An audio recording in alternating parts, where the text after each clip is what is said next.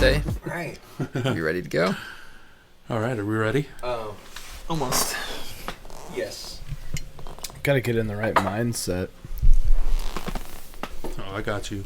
Let's watch some clips on YouTube real quick. A little Ric Flair, a little Macho Man. How about this? What you gonna do, brother? How about this? What do we got? Okay. That works too. Does that work? Your time is up, my time is now. You can't see me, my time is now. It's the franchise where I'm shining now. You can't see me, my time is now. In case you forgot or fell off, I'm still hot, knock your shell off. This dude got Jadakiss rapping for him in his intro. No, that's him. That's him. Who's this? That's John Cena. No. Yeah. Let me hear that one more time, because that's unbelievable to me. Yeah. Let's go back a little bit. Yeah. So they have their Hit own him with some of the recording verses. studio. John Cena? No, the WWE. Yeah. So pretty much like all the intro music is produced there. Yeah.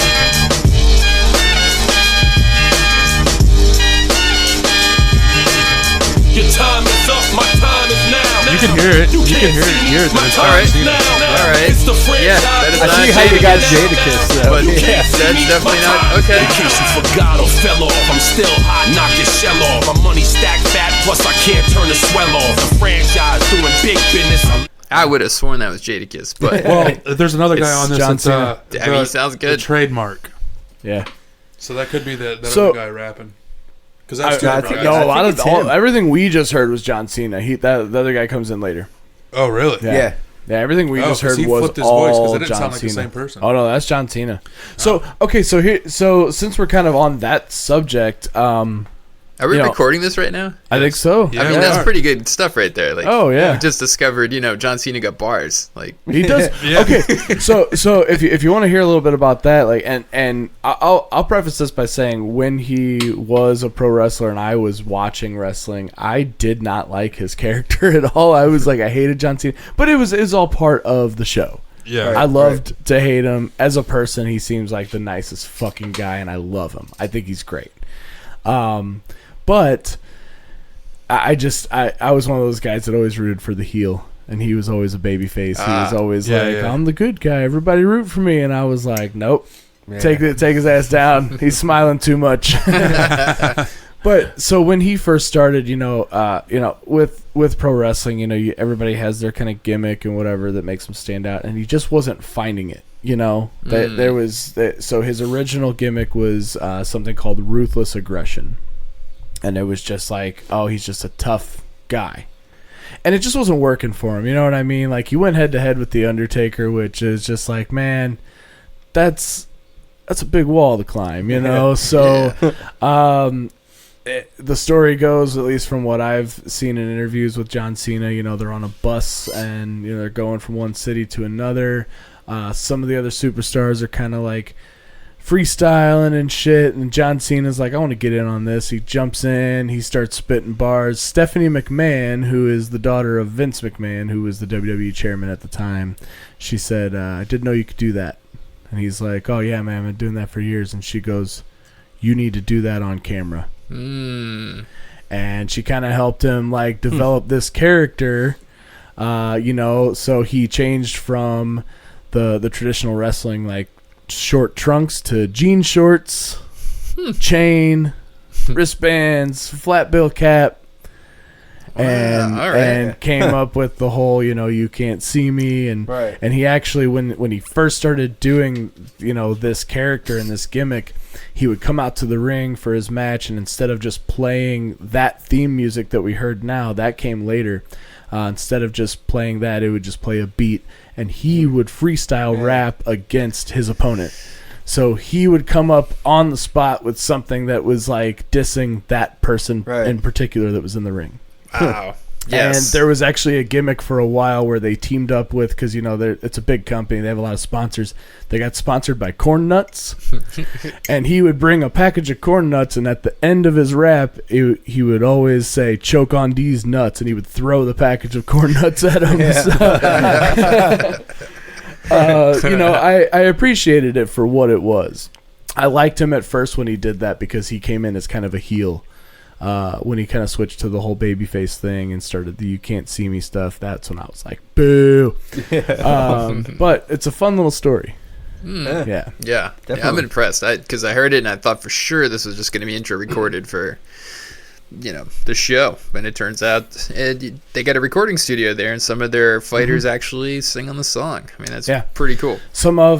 And there's one guy, and he's been writing for them for a long time. I think it's Jim Johnson is his name. I could be wrong about that.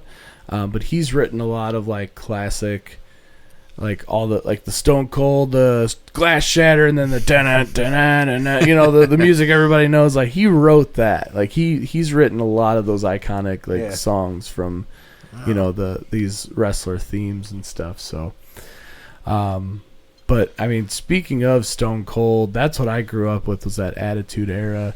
Or did you guys ever really watch any wrestling growing up? Or I did, but mine, the stuff I watched maybe 10 years before, 20 years before. So big names for me when I was watching wrestling is like The Undertaker, Right, Yokozuna, Hulk Hogan. Yeah. It was about Hulkamania at the time. I was catching like Hulkamania well established when I started watching it. Okay.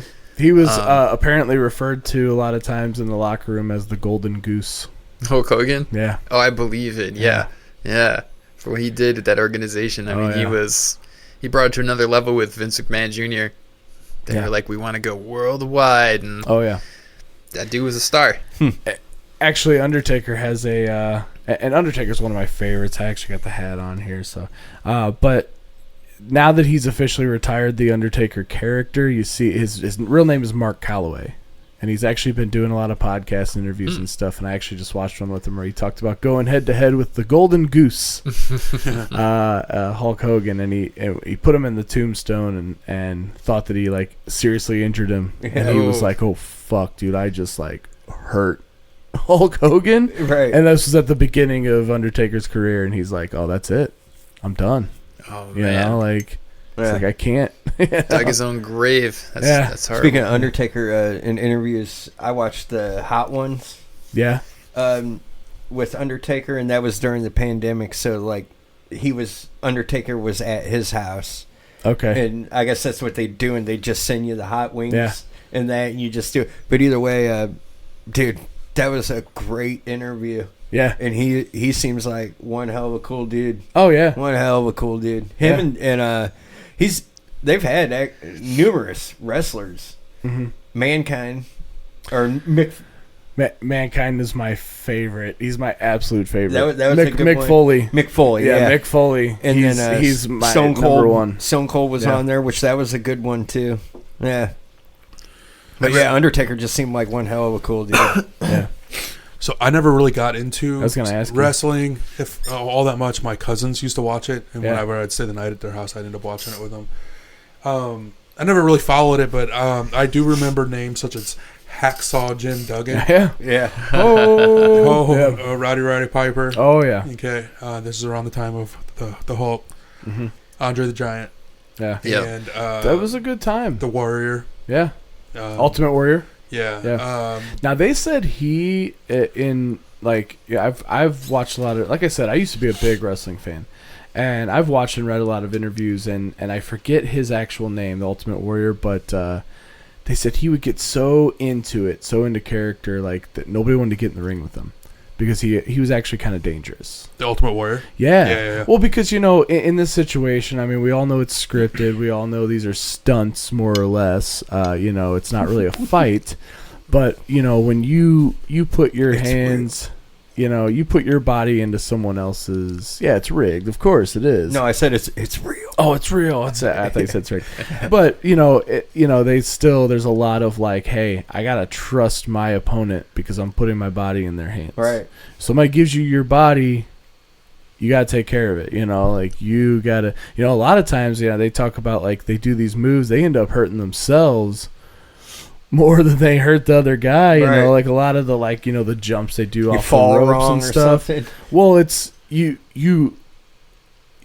protect your opponent. You know what I mean? Like, at the end of the day, that guy in the ring, that's your friend. You know what I mean? You're playing a character. Let's say say me and Nate are in the ring together, you know, like he's playing a character, I'm playing a character. He's my friend. Because pretty much I don't want to hurt him. Pretty much they're almost like musicians. Yeah. In a sense, like that's your bandmate. Yeah. You know, you're wrestling him. Yeah. Or fighting him, but essentially he's your bandmate, and you guys are touring the nation together. Exactly. And you know, putting on a show, entertaining these people. guys, they form close bonds, and it's, you know, like you, like again, like I said, you put your body in someone else's hands. You know, you gotta trust that person, right? And you gotta know they're not gonna hurt you. So, a lot of times, you know, again, we mentioned Undertaker. That's a good example. You know, his finisher's the tombstone pile driver. He grabs someone, he's got him upside down. He goes down on his knees. He's putting more impact on his own knees. You know, he's not hurting you at all. Your head's not even hitting the his mat. knees is what's taking That's the the fall. impact. The impact, yeah. You know, they end up putting more damage on their own bodies than they do to each other. It's kind of like martial arts when you're training some of that stuff that in the Japanese systems are called uke, and that's the person you train with. And that's one of the first things I'll tell you is be respectful of that person you're training with for XYZ reasons. Yeah. And it really boils down to what you just mentioned. It's you're going to tour with this person's your friend, and so you do what you can to protect them, and sometimes that means you're going to hit the mat harder than they're going to hit the mat. If you don't do it right, sometimes it's on you, so you protect your friend there, or else you're not going to get to do this twice. If you start hurting people in wrestling, you're going to be out pretty quick. Right. Yeah, right. Absolutely. Yeah, so you'll get marked as, you know, and that was kind of one of the problems with Ultimate Warrior was, you know, that they had to kind of have that conversation of like, look, man, nobody wants to get in the ring with you, you know, like that's a problem in our business. Like, right. We can't market you if people are going to back out. Oh, yeah, and that will spread quick, too. Just as a total sidebar story, I used to train with one guy who didn't cut his fingernails. And his fingernails would just turn into, like, these little razors, essentially. And so he'd do something where he'd grab you by the neck or something, and the nails, and you're just like, dude, we got to have a little sidebar conversation because you're actually doing damage to people right now. Right. He wasn't totally, like, cognizant of it. Right. You're like, dude, trim your nails, all right? Yeah. How about that? Right. Let's Absolutely. do that. And then after that, it wasn't a problem, but yeah, so that will spread quick. So in wrestling, they probably got their whole network of that who you can work with, and it was good to work with. Mm-hmm. Absolutely. Well, and you know, it's, you know, growing up, I watched a lot of it, and I'll get into that. You know, I never really got too much into like understanding all of that and like the behind the scenes stuff. It was just a show for me. But I've seen a lot of stuff lately, you know, especially with all the platforms that are out there. There's a guy called Maven who was never a huge star, but you know, he could hold his own, and he's a really, like, honestly, like a really tremendous athlete.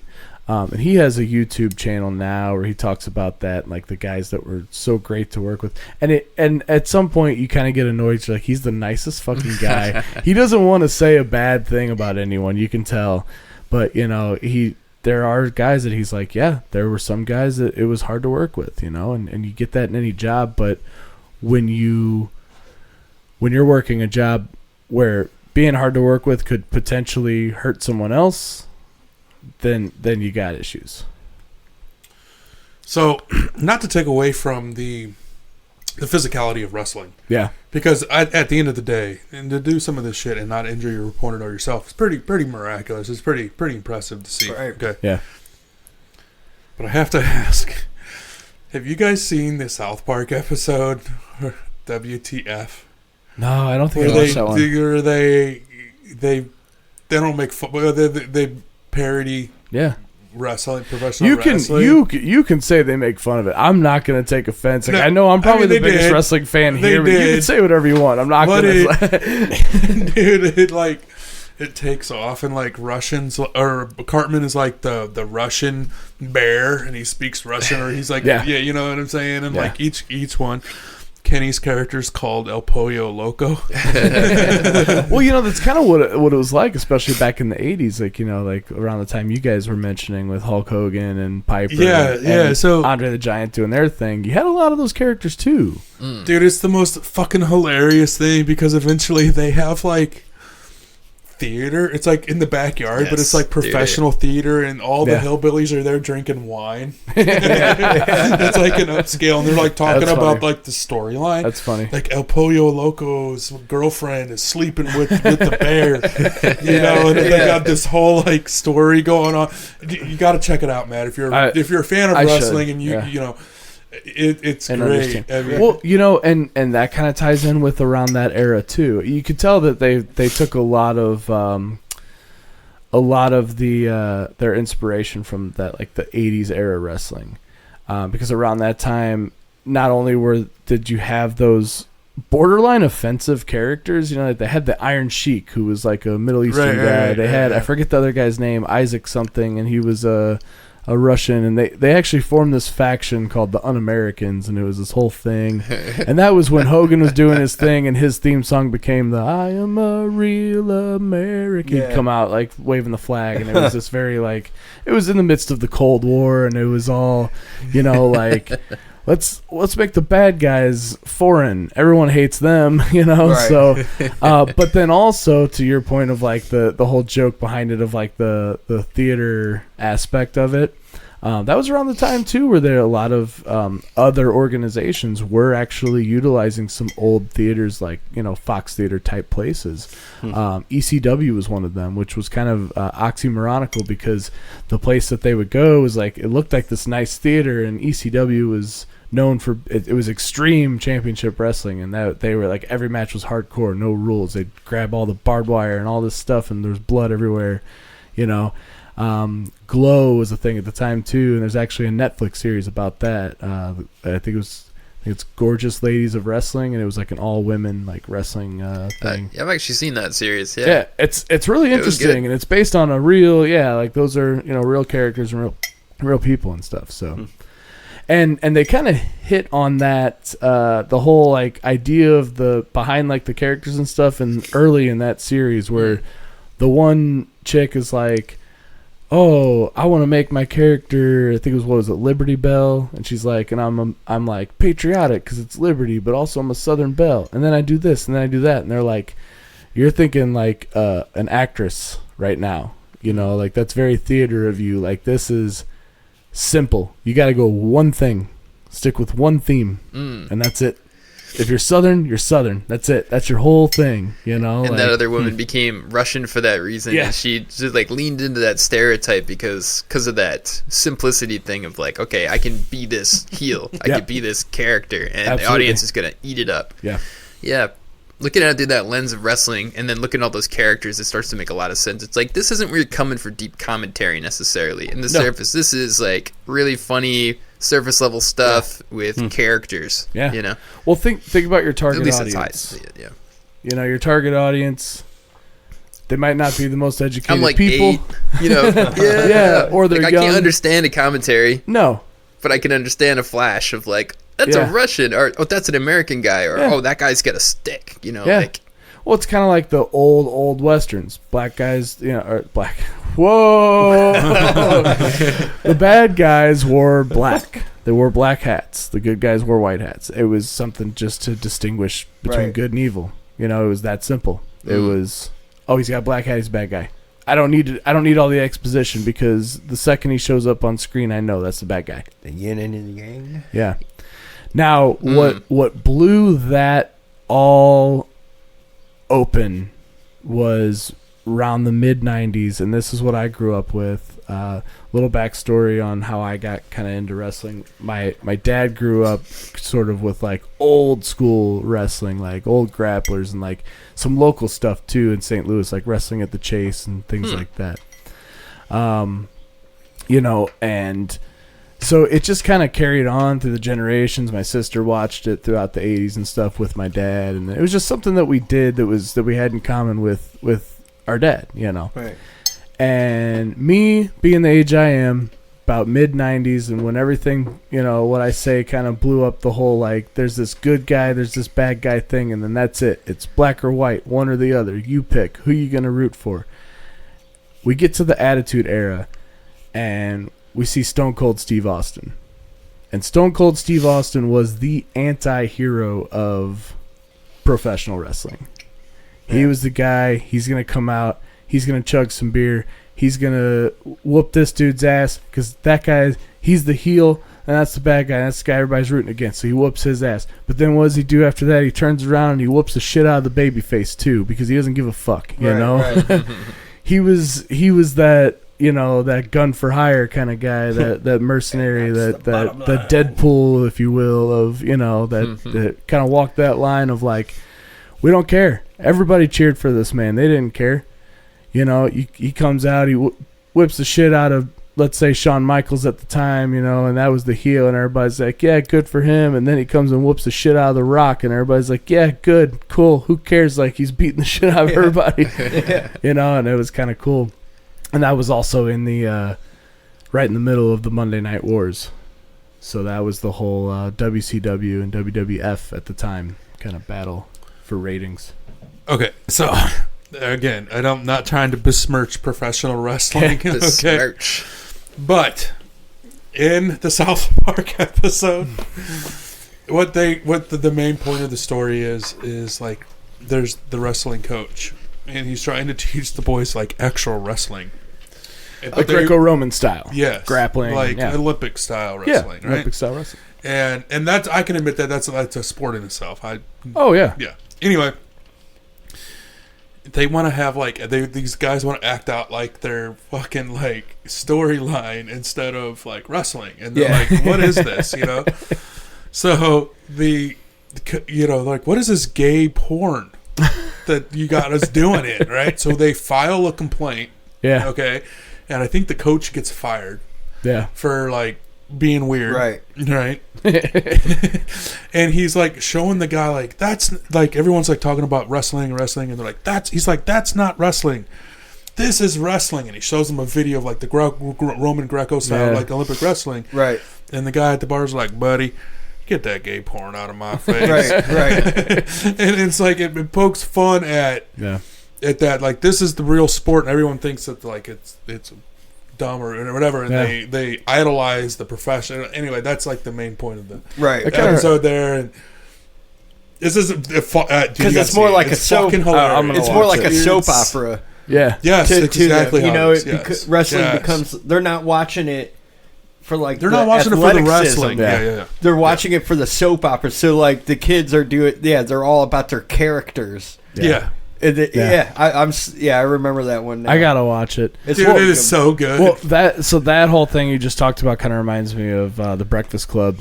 John Bender's little line against Andy when he's like, "Yeah, I got a great admiration for guys who roll around on the floor with other guys." Yeah, I mean, it's. I'm not trying to talk shit about it. Like, I some of it is entertaining, Yeah, and that's why people watch it, because of the entertainment. It's just when I found out it was fake back in like the 80s when I was a little kid, I was like, I don't want to watch that. Well, it kind of shatters your world. I don't watch if it's fake. When you're a kid and you believe something, and then you're told like, hey, the thing that you've believed, from the time that you've been able to like actually comprehend it, that's not real. That's not what you thought it was, and it kind of like shatters your whole world. And you can either blow past that and be like, well, all right. Or it just kind of like really like puts you off of whatever it was, and you're just like, man, fuck that then, like. Yeah, that's why I landed. I was just like, My brother and I kind of came to a very visceral realization that it ain't real, because we'd see the shit on TV and be like, let's try some of this. I'm like falling into a table. I'm like, oh dude, that fucking hurt so bad. This table did not give. I'm not doing this twice. No. So I think we kind of knew on some level, but we also were like, we don't really care that much because we're here for the show. Right. Yeah, we know it's not real, but this is it's real in that sense. It's a show. We'll go with that. Oh yeah, that's kind of where I was with the acceptance of like, sure, it's not real, and there's a lot of times where they completely fuck up the move, and you're like, that's definitely not real, But again, like you said, it's a show, and when it really comes down to it, like my favorite guys in like matches were always the ones where they are putting people through tables and jumping off of ladders and shit, because it was just like, man, like. When I try that, it hurts. And, it's not something you see every day. And, at the end of the day, again, like, jumping off of a, 10, 15-foot ladder, whatever it is, through a table, even if that table is, like, cut underneath so it breaks in half, whatever it is, like, I would not do that. Mm-hmm. I would never fucking do that. You know, I Definitely don't. not now. No, like I don't. You know, even if it, I don't care if it is padded underneath there. Like that shit's gonna hurt. You guys want to hear the most obscure tie-in that I can make into this topic right now? Sure. Yeah. Okay, that I just thought of. Okay. So I was flipping through like TikTok or YouTube Shorts or whatever, and Major Payne, like little clips of Major Payne started coming up. Yeah. Okay. Did you know that Bam Bam Bigelow is the biker dude that shows up to threaten Major Payne? Yeah.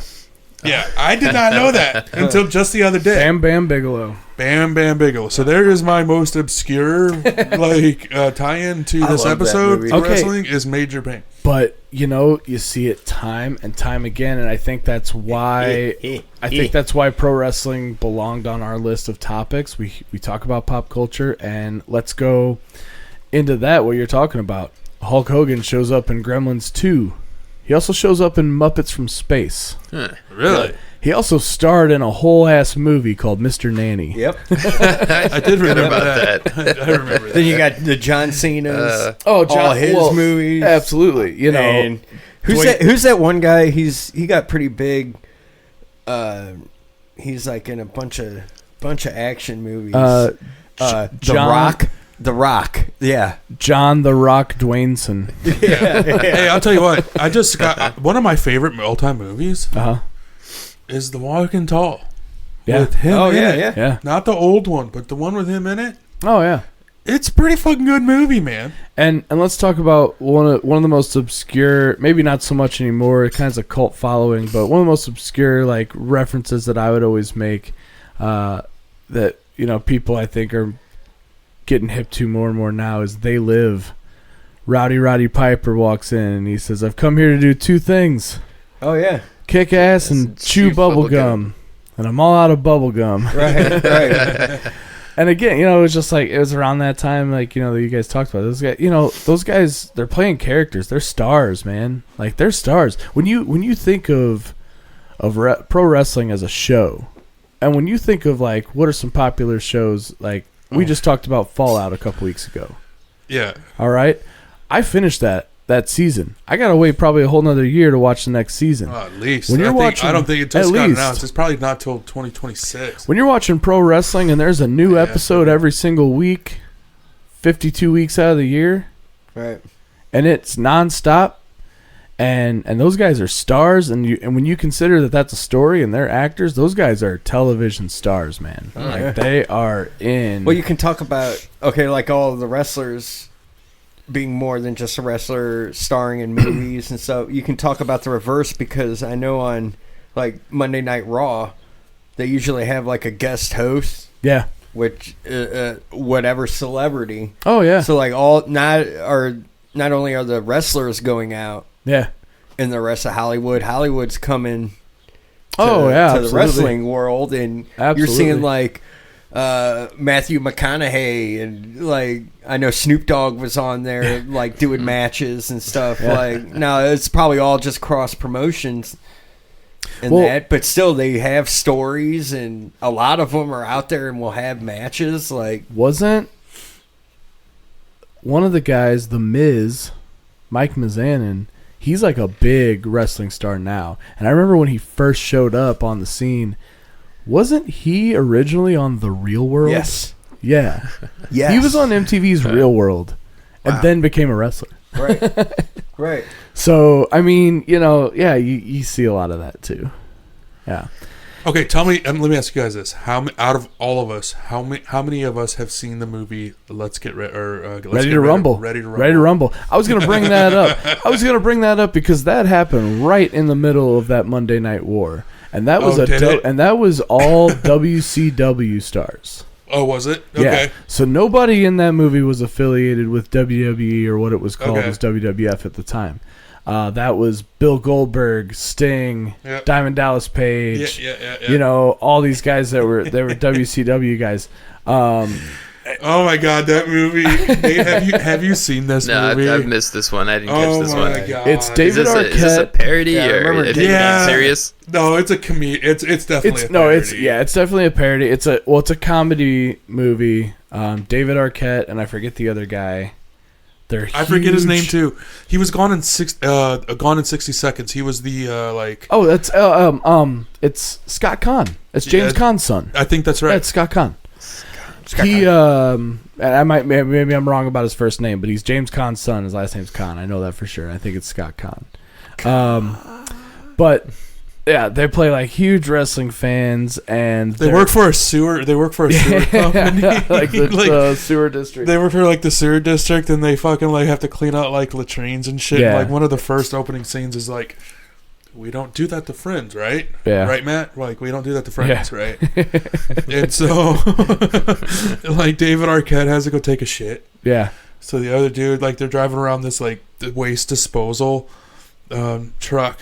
And James Caan's son, like, hooks up the vacuum to the fucking... I love that that's what we're referring to him as now. Up to the, like, the latrine and, like, turns it on while David Arquette is, like, taking a shit and all this. It's like, yeah, dude, it's... But they figure, okay, so they're huge wrestling fans. Their favorite wrestler is this guy named Jimmy King. He's actually played Jimmy by King. Oliver Platt. So there's some actors in it, playing wrestlers and stuff. That's a fictional. That's not a guy that was like, wrestler at any point. Yeah. But it's, I'm actually glad you brought this up because they kind of. What they do in this movie is reminiscent of something that happened in real life, and it was something I just brought up to you guys before we started recording. But essentially, behind the scenes, the chairman and producers and everything of WCW decided to screw this guy over. And Diamond Dallas Page, DDP, played like the heel. He was the bad guy, and he takes his title from him, his World Heavyweight Championship. Yeah. Okay. So I started chuckling because I just remembered the first time that David Arquette and James Caan's son meet Jimmy King. Yeah. They like show up stalking this guy, like trying to track him down, right? And he's washed up. He's a drunk. He lives drunk. in a trailer, and he's like, "What do you want?" He's pretending to be a woman. Oh yeah, that's right. He thinks they're like a collection agency or something. And he's like, "Jimmy's not here. Jimmy's not here," and he's like wearing a wig, and they're like, "The King, Jimmy King." They're like, "No, that." Like, we're fans. We want to help you. We want to get you back on the right track, get you off, drinking and, help you and all this shit. And he's like, all right, you boys can help me, but go give me a bottle of whiskey first. One of my favorite all time, and we're talking about movies that we quote. Yeah. I still quote, "Wakey, wakey, hands off Bakey." Oh, wakey, wakey, hands off Snakey. That's what it was. Wakey, wakey, hands off Snakey. He's pouring the whiskey over his face. Yeah. I mean, Oliver Platt's he's hilarious in general. But that whole premise of that movie was based on something that happened in real life, and that was something called the Montreal Screwjob. And if you're not familiar, Bret Hart was probably at the top of his game at the time, mid-90s, like arguably the biggest star in WWF is what it was called at the time. This was in the middle again of those Monday night wars of WWF versus WCW. A lot of people were jumping ship, moving from one to the other. Bret Hart, who again was probably the biggest star in the WWF, he didn't like what was going on, couldn't negotiate, decided to sign with WCW. He said he was going to leave. Now, at this time, he held the World Heavyweight title and, was assured by Vince McMahon, hey, when you have your last match, you're going to win, you're going to retain that title, you're going to go out as the champion. Well, they didn't want that to happen. Vince McMahon was afraid Bret Hart was going to take that title over to WCW and essentially diminish its value. Not unwarranted, because it had happened months prior with the women's champion. I believe her name was Jacqueline or something at the time. She left with the women's title, took it over to WCW, and actually they did a whole promotion where she put it in a trash can and set it on fire. Huh. So I do get his fear. Yeah. But Bret Hart's last match was against Shawn Michaels, who I'm sure a lot of people recognize that name nowadays. Also known as the Heartbreak Kid. And Vince basically comes to Shawn Michaels and is like, hey, at the end of the match, it's not going to end the way that, we scripted it. You put him in the sharpshooter, which is a submission move, where you wrap his legs around yours, flip him over, kind of got him held where, he can't go anywhere. He says, you put him in the sharpshooter, which, to add insult to injury, was Bret Hart's signature move at the time. So he uses his own move on him, and the referee was told, you ring the bell as if, Bret Hart submitted and tapped out even if he didn't. So Shawn Michaels is going to do this to Bret Hart. Yes. So McMahon came up to Shawn Michaels and was like, this is the new plan that he knows nothing about. Yeah. Okay. Yeah. Wow. So, it happened. It's called the Montreal Screwjob because this happened at the 1997 Survivor Series, which was a pay-per-view and it was located in Montreal, Canada. Again, just to rub more salt into the wound, that's actually where Bret Hart is from. Yeah. Oof. So damn, that's even worse. That's cold. Yeah. Oh man. So, damn. So that's kind of what the whole premise of Ready to Rumble, even though it was a WCW movie, was kind of based on. And WCW also kind of like takes a couple little more jabs at WWF at that time in that movie by essentially having another scene where, the chairman of WCW, who again was played by an actor, that was Joe Pantoliano, Joey Pants. It's been a minute. Yeah. He comes to Sting, who I'm sure you've all seen Sting. He's got that Crow character, that Brandon Lee character with the white and black face paint. He's become a very iconic wrestler over the years. And he comes to Sting essentially the same way Vince McMahon did Shawn Michaels and was like, you're on our side. You're gonna take this guy down. You're not gonna help him. You're gonna help me. You're gonna help DDP. And in the end, Sting actually comes down and turns on them and helps out the good guys. So they were kind of like, hey, I feel like that was another little jab at like, oh look, this is how you should have done it, Shawn Michaels. Yeah, right. Dude, if you guys haven't checked that movie, that's one of those ultimate. That's a good movie, and I'm not even a fan of wrestling. It's a very 90s movie. Was it a 90s movie? I think it was early 2000s, but it definitely has a very 90s vibe. Okay. Yeah, I mean, dude, it's just an all around It's hilarious, Yeah. man. It is so funny. It is. Yeah. It's Well, and it kind of it ties in with what Greg was talking about. A lot of like wrestling and Hollywood. That was there's a lot of crossover at that time. yeah. Goldberg was hilarious in it, and then you see him later in movies like The Longest Yard with Adam Sandler and realize, Which is man, also a really good movie. people I think don't realize these guys all got acting chops.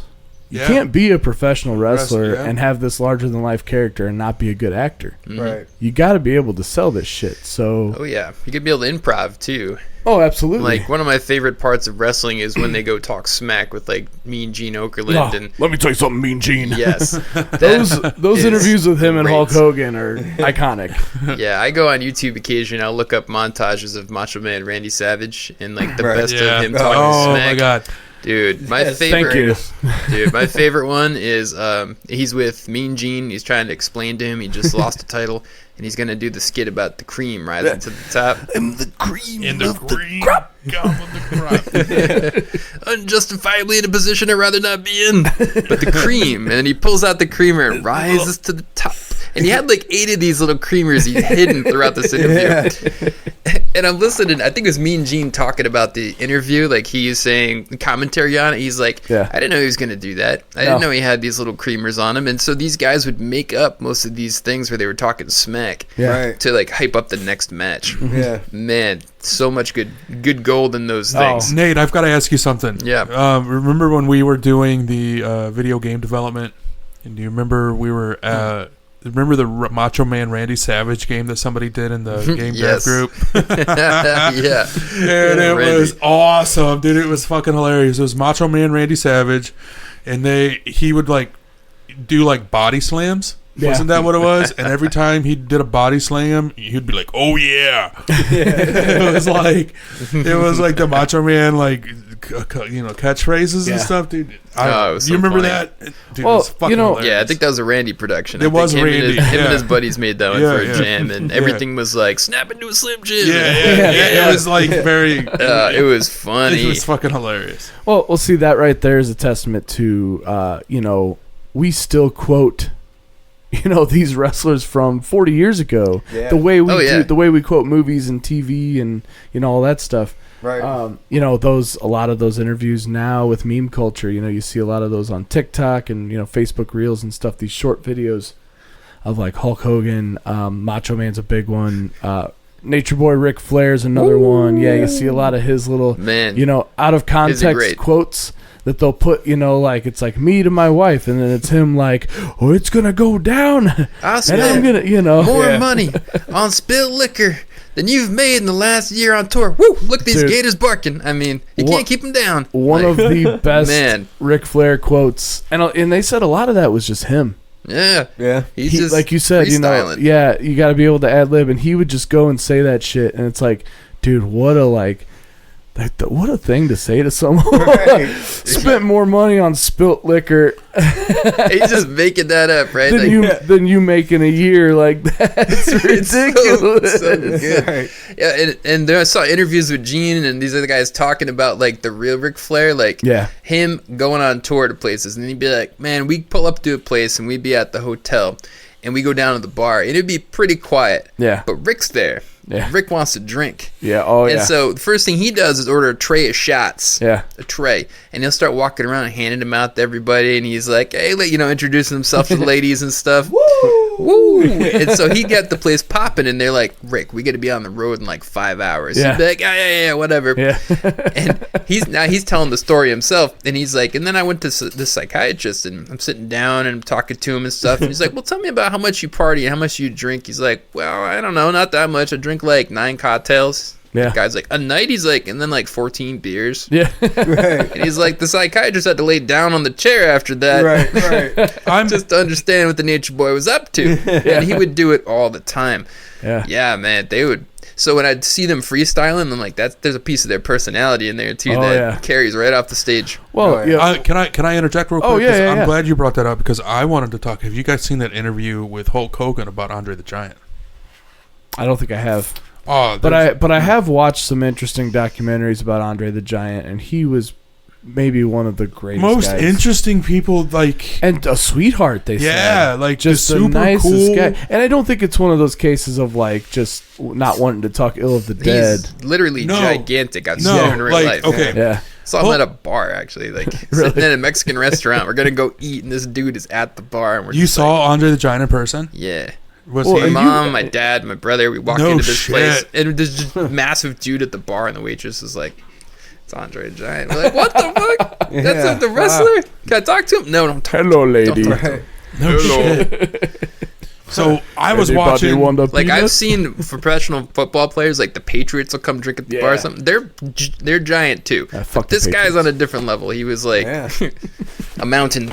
That's what they say, man. Like one of the thing the Hulkster says Yeah. is he was never comfortable. You know, Yeah. because everything he was so big, like sitting in chairs Yeah. and flying on a plane. You know, Yeah. Oh, like yeah. they said that his appetite and his like alcohol Oh, yeah. tolerance was insane. He They would said drink a barrel of beer. Yeah, it would be a barrel of beer. Like he would In a drink sitting. like 2 or 3 cases of beer. Yeah. And then for dinner he have 3 or 4 bottles of wine. Yeah. They would say like he loved food, but he loved like the fine, like he liked cooking Yeah. and like the finer like fine dining Yeah, and food. And very- he was like very into like a fine cuisine. Wow. Which is funny because his character is this like barbarian giant, Just and doof. everything he played in movies, like you think of like the Princess Bride. Dumb, he's he was this big, dumb, doofy giant. doofy, blah blah You know, blah. but he was very like Yes. sophisticated Yes. and had this like Yeah. well, he was French, right? I think he might have been. Yeah, I and forget. So I don't know a whole lot about it. yeah, He kind of hints at that in Princess Bride too. He's like, everybody thinks I'm just a dumbass, but I'm sophisticated. I have feelings too. Like, yeah, yeah, that's pretty funny But to hear he- that he actually like enjoyed fine foods. Yeah. Yeah, and they go I didn't know that. into when he had to take the title from when the Hulkster had to take the title from Andre the Giant. yeah, And he was having a bunch of health health problems and everything, and he finally agreed to have the Hulkster body slam him. Yeah. That was like that. They had to do that. That was a big moment. WrestleMania 3, I believe. Yeah, right? something like that. Yeah, and that was like the end. Oh, and then I don't think he didn't last much. That was toward the end of his career. Yeah. Yeah. It was the big marketing for that was the irresistible force meets the immovable object. Yeah. And that's what it was at that time. It was Hulk Hogan was this golden goose, this irresistible force, this guy this cyclone who blew through the professional wrestling world and just took it by storm. And he's going up against this literal giant, this larger than life guy. Yeah. Who, they say everything he owned was custom made, like the cars, well, it had to be. Clothes, shoes, everything. Testament to Hulk Hogan, though, on that scene where he's picking up Andre the Giant to body slam him. Yeah. I think it's only in that moment do you realize how massive he was compared to the Hulk. Oh, yeah. Because you look at it, and the Hulk is holding a man that is probably 3 times the Hulk's size. Yeah. Right? Not like average guys. Like the Hulk size, 3 times his size. Yeah. Right. And it's like, holy shit. Yeah, just 44-inch pythons. Dude. You know. Well, you know, I mean, he was like wide like a sumo, but also tall too. Like, he was massive, dude. Absolutely. You know, like over just what, a 7 tower. foot. He was like 7'2", 7'1", 7'2", something like that. Just gigantic. Man. But yeah, they say he was like just like the most cultured and just awesome person to be around. So anyway, that's my contribution to the wrestling. I don't really know anything else. What Nate was saying, you know, about we were talking about Ric Flair and like, you know, some of the personalities coming out in these characters, and another guy who's become a big like meme lately who's no longer with us is Dusty Rhodes. Yeah. And, you know, to kind of bring it full circle, his son Cody Rhodes is like the big ticket right now. But Dusty Rhodes was one of my dad's favorite, and he kind of, you know, he was one of those that kind of brought his personality into his character. You know, all his shirts, you know, his merchandise, son of a plumber. That was his whole thing. You know, I'm a blue collar guy. You know, I built myself up from nothing. You know, and you know, but his big thing was the American dream. You know, that's what he was. You know, it's like, I'm the American dream. I grew up with nothing and I made something of myself, you know, and that was kind of like he was the anti-Ric Flair at that point, where Ric Flair was like, you know, look at me, I'm flashy and I got all this money, and, you know, Dusty was like, I got that money too, but I got it by working hard, boy, you know, so, you know, it's one of those things, you know, it's just kind of, that one always sticks with me. Anytime I see Dusty on my phone screen, I think of my dad, because that was one of his boys, so. I think the personality just continues to get bigger over time for these characters. Like, you go back to maybe, say, 60s, 70s, 80s. Oh, They yeah. still had personalities, but Andre the Giant, for example, guess what? He's a giant. That's what he does. Would you not say that did he? Oh, sorry. Go ahead. Go ahead, Nate. Just kind of bringing that point, like, Hulk was really strong. Like, he's a Hulk Hogan. Later down the line, you get complex characters. You get like Dusty Rhodes, who now has a white collar or blue collar background going on there, and Ric Flair is like a playboy who's flying around, and so it's like the stories became more and more over time. Kind of interesting. I wanted to touch base on that just for a second. Do you think that like someone like the Andre the Giant was he the one that paved the way for the Rocks and the John Cenas? I think a lot. Can you name an older version? Can you name someone before the Andre the Giant that had that charisma, that attention? Yeah, that grabbed the public's attention more. I think there's one guy in particular. Before all those guys, before the Ted DiBiase's, before the Hulk Hogan's, before the Macho Man, Randy Savage's, we're going back to like 60s wrestling, and it's Harley Race. Never even heard of it. Heard of him. Most people refer to him as the King, Harley Race, because that's who he is. He's passed now, but he was the king of. I think he's passed. I met him once. Really? At like a meet and greet event. And when I was really into wrestling, I got to meet a handful of guys. I met Randy Orton, which is crazy. He's from St. Louis. Yeah. My cousin actually went to high school with him. He went to Northwest. Wow. Oh yeah, Northwest, baby. When I met Randy Orton, it was there were so many people. It was here in St. Louis. It was a very quick shake his hand. He's gonna sign your thing. Go. Shake his hand. He's gonna sign your thing. Go. He couldn't even stop to get pictures with him. You know, it was one of those kind of situations. Yeah. I met a few other guys, and it was similar to that, but they would take enough time. And I'm not faulting Randy Orton. I'm not saying he was like, no, don't want to do that. I think there were so many people, they were just like, dude, we got to get through it. Right. You guys can't stop for pictures. You can't. I met a few other guys that weren't as popular. Actually got the chance to like stop and take a picture, shake a hand, take a picture, sign your thing. That was kind of it. Most of the time, that's how it goes. I met Harley Race, and when I tell you this man stopped and chatted and talked with every person, I stood in line for hours, man, because he sat there and he talked to everyone. He talked to every fan, and you know they would say, "I remember watching you down at wrestling at the Chase. My dad used to take me to this. I remember this. I remember this," and he just sat and talked and listened, and probably the nicest guy that I've ever met out of all of the guys that I've met, you know, over the years. And in ring, you know, ruthless, tough, in promotions, charismatic, you know, I think if you can pinpoint it to one person who paved the way for that 80s like Hulkamania era and then into the 90s Attitude Era and so on and so forth, if there's one man who sort of paved that path, it's Harley Race. Yeah. That's interesting to hear. I have no idea who you're talking about. But I would like to challenge our listeners to comment on that, you know, because I'm sure there's somebody out there who sure, maybe agrees or disagrees, but absolutely ring in and let us know. Yeah. And tell us who you grew up with. Who's your favorite wrestler? Who was yours? If you had to pick one, I know you never were big into wrestling, but if you had to pick one guy, who's your favorite? My favorite? Yeah. Okay, who was the guy with the sock? That's Mankind. That's Mankind. Mick Foley had three major characters over the years. Okay. One was Cactus Jack. Cactus Jack was kind of a ruthless, hardcore guy. You know, he's the one that, you know, kind of started the whole like falling on thumbtacks, you know, hit you with a barbed wire bat kind of stuff.